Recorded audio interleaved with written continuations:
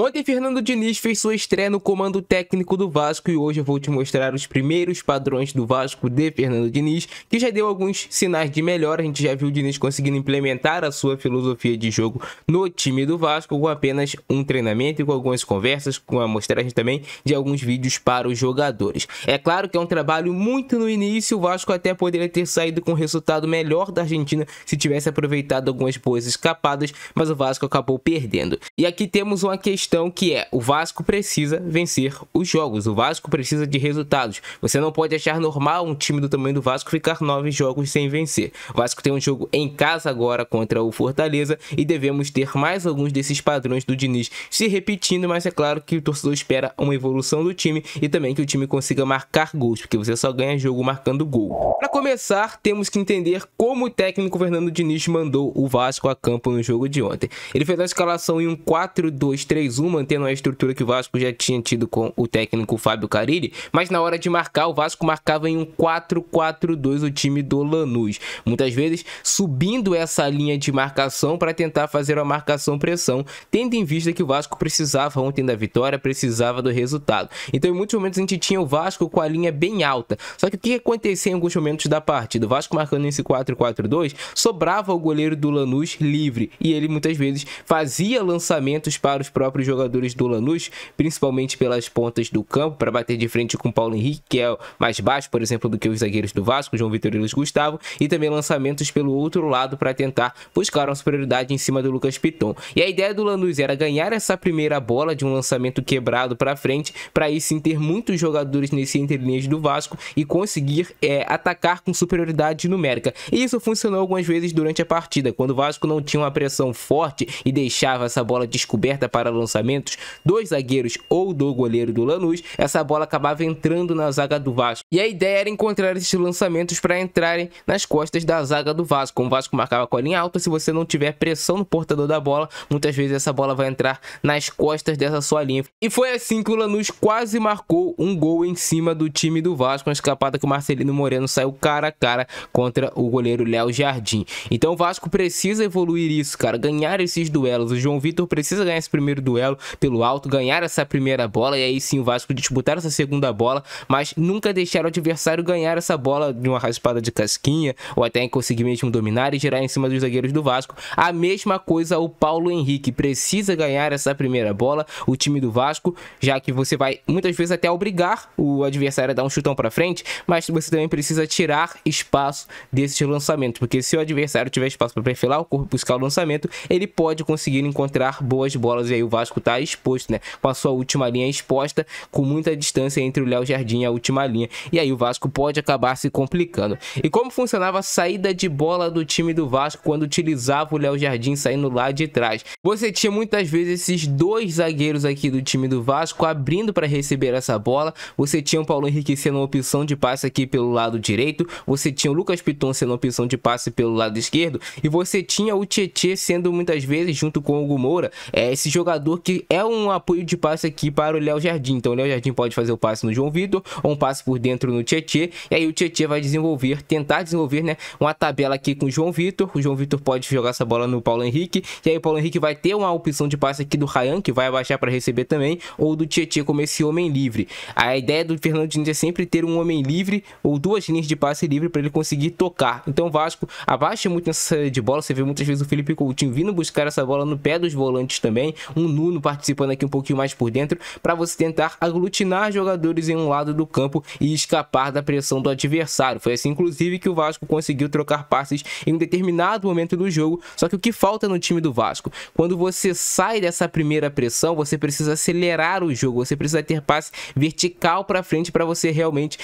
conseguir fazer valer você sair da pressão do adversário, senão o adversário vai se recompor novamente e você vai ter que sair dessa pressão de novo. Então esse é um trabalho para o Fernando Diniz desenvolver com o time do Vasco, mais um trabalho de toque e passa, conseguir tabelar mais essas jogadas e atacar a profundidade. A gente também viu em vários momentos os jogadores do Vasco se aglutinando em um lado do campo. Você viu o Ryan saindo dessa ponta direita para jogar lá na ponta esquerda também, junto com o Nuno, com o Coutinho, com o Piton. Você tinha o Hugo Moura, você tinha o Tietê, você tinha o próprio Verratti tentando criar essa superioridade pelos lados do campo. Isso acontecia tanto pelo lado esquerdo de ataque do Vasco, e muitas vezes também o Vasco buscava aglutinar esses jogadores jogadores, colocar muitos jogadores ali no setor onde está a bola, também pelo lado direito. E foi assim que o Vasco teve uma ótima escapada, e o detalhe dessa escapada do Vasco é o Verratti participando bem com os pés, conseguindo fazer um bom pivô de primeira para encontrar o Ryan livre no corredor. Também quero destacar, o Paulo Henrique conseguiu sustentar essa primeira pressão. Isso aqui é essencial no jogo do técnico Fernando Diniz.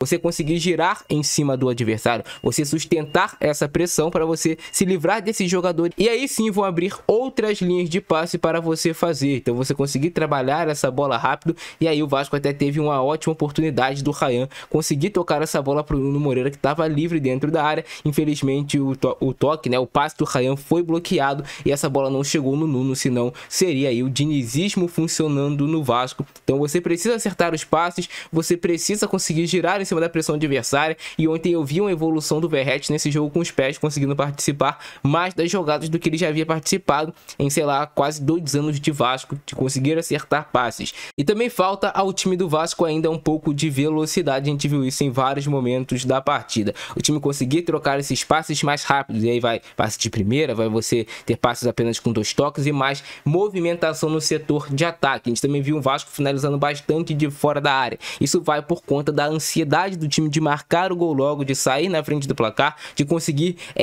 quebrar essa coisa do Vasco só ficar perdendo os jogos. A gente também viu em alguns momentos, né, pelo fato do Vasco do Fernando Diniz ter muito pouco tempo de trabalho, em vários momentos o Léo Jardim optando por não sair tocando lá de trás, e muitas vezes optando por uma bola longa para o Verratti. Essa bola longa o Verratti não estava conseguindo ganhar, e aí vai também da qualidade de passe do Léo Jardim. É o que parece que eu pego no pé do goleiro, mas a gente vê os goleiros dos adversários sempre conseguindo trabalhar bem com os pés, enquanto o goleiro do Vasco tem muita dificuldade nesse jogo com os pés. É algo que o Léo Jardim vai precisar evoluir se ele quiser continuar sendo goleiro titular do time do Vasco. É claro que é um trabalho bem no início, mas a gente vê essas mudanças aí no time do Vasco, a gente vê algumas características mudando. A gente vê, por exemplo, em alguns lances, o Felipe Coutinho conseguindo ser um jogador mais talentoso. Ele encontrou um passe de calcanhar para o Piton em um determinado momento, que quase saiu o gol do Vasco, né? O Vasco aglutinando muitos jogadores pela esquerda, e aí sai esse passe de calcanhar do Felipe Coutinho, que é o improviso, que é o relacionismo do Diniz, é você ter os jogadores com essa liberdade mais lúdica durante o jogo.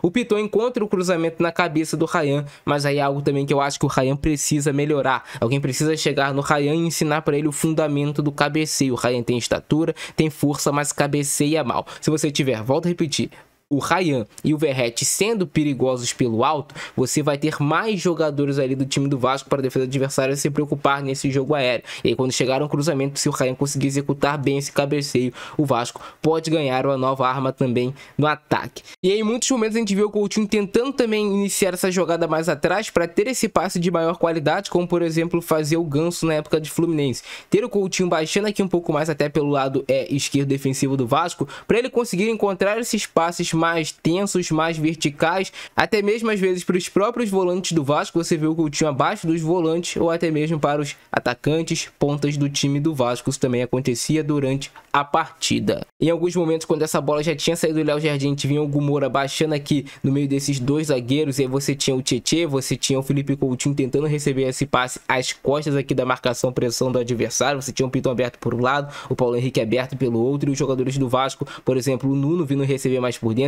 o Ryan também tentando aparecer para receber mais por dentro. E a ideia é você quebrar essa primeira linha de marcação e você ter um campo todo pela frente para você atacar com maior velocidade. Isso vai acontecer com o tempo, eu espero que dê certo. Mas quem eu gostei ontem no jogo foi o Tietê, fez um bom jogo. Ontem eu achei o Nuno perdendo muitos duelos, mas é um jogador que sempre tecnicamente consegue agregar ao time do Vasco. O Luiz Gustavo também fez um bom jogo, né? Salvou um gol, conseguiu alguns passes interessantes, mas é um zagueiro jovem tentando se firmar. Cara, o Vasco deu alguns bons sinais.